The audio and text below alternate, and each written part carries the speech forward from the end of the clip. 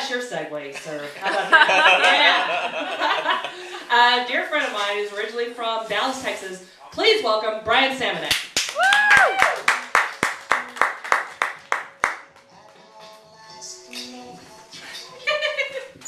Wasn't that bummer story? Was it a bummer? No, it was okay. That's a triumphant story. I got 2 IDs. So I have a fear, and I think it's a fear that probably I share with most of the people in this room.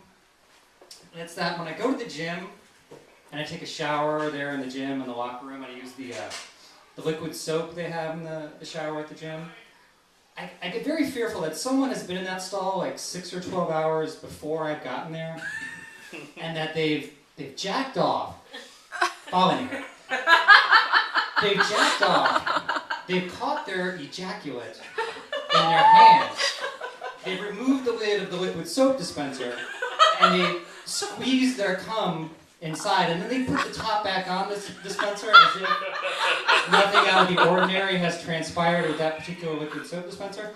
And as we all know, because this is a shared fear that we have, the 6 to 12 hours will give the load of cum more than enough time to drift down towards the bottom of the liquid soap dispenser, making it more likely that when we finally push down on the plunger, what we're getting in our hands is like a combination of soap and some stranger's cum, which we then unknowingly wipe all over our faces and the rest of our bodies.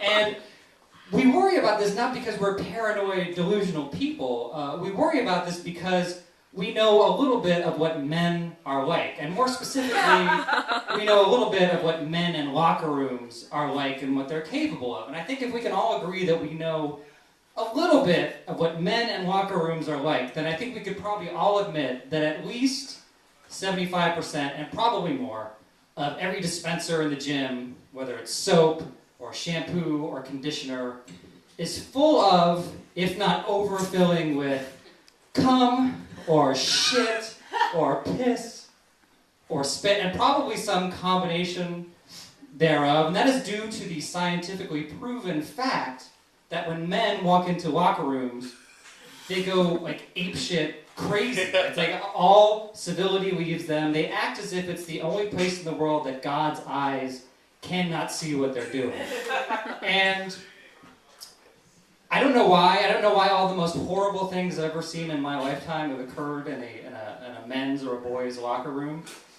With the exclusion of that movie Faces of Death that I saw in the 6th grade. Robert Roethlisberger made me watch that, like 1 and 2 and 3, I think.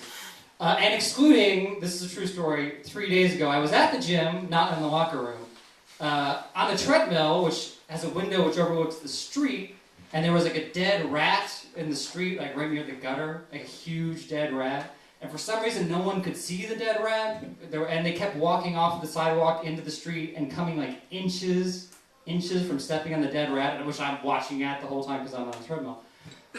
Luckily, no one stepped on the rat, but a car pulled up that wanted to park where the dead rat was parked, and so it slowly ran the rat over, and then of course, naturally, the rat's guts came like shooting out of his butthole or whatever.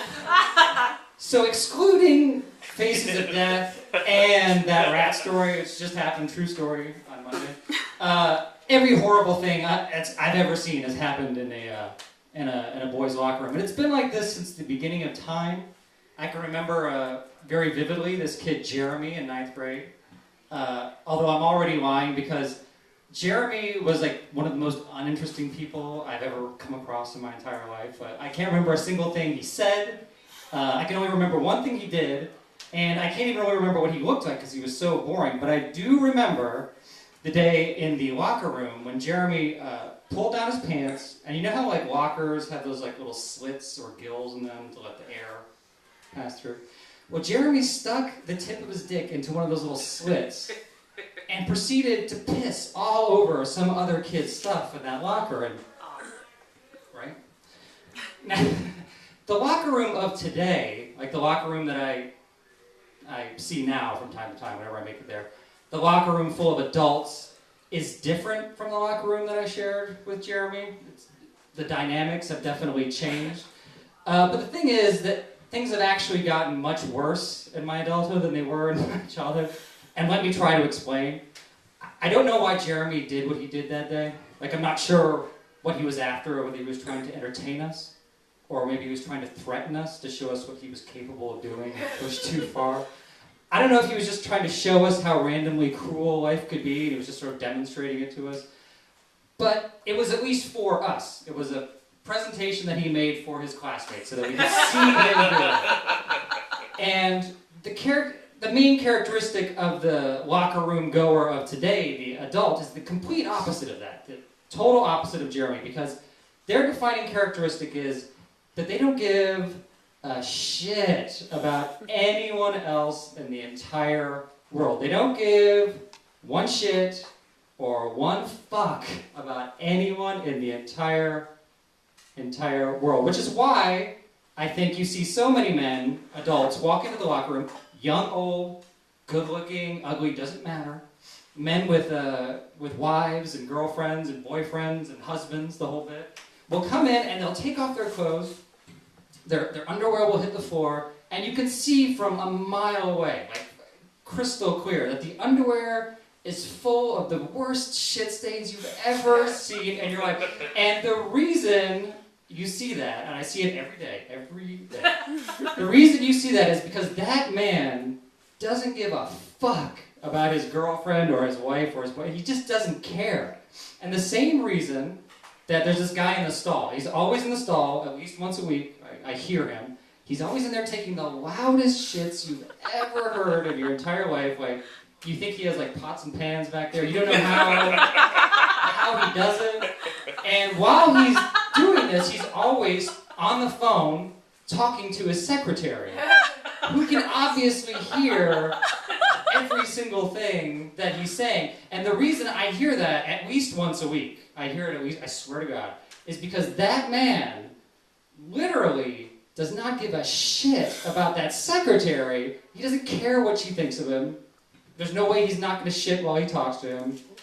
Now, I'll end on this. It's not as strong of an ending as it should be, but I think it has to be said. I feel like I would be remiss if I didn't add this bit about locker rooms. That the gays are completely in control of the locker room. It's a gay space. It's not necessarily that everyone in the locker rooms are gay. It's just that the gays are the ones that are calling all the shots. I explained it to a friend once, and I was like, if you're not gay, it's a locker room is like being thrown into like a lion's cage, where the lions are gay, get it? But then I was like, that image isn't exactly correct because it's too predatory of an image, because the gays aren't going to kill you or assault you in the locker room. So I was like, it's more like you're being thrown into like a penguin sanctuary. Like the penguins are the gay ones.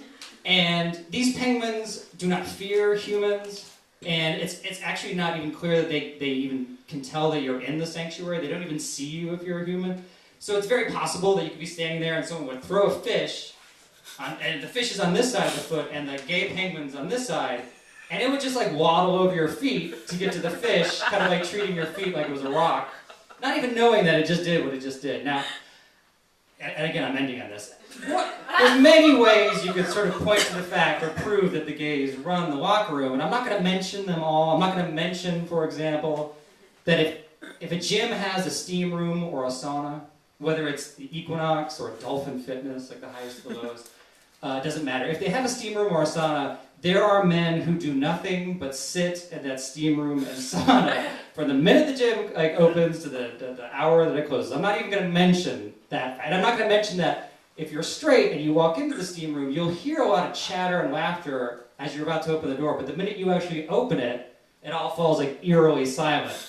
Until you're done with the steam when you leave, and then it all starts up again. I won't even mention that.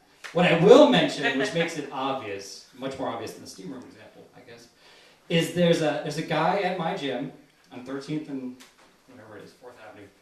He is there every single day.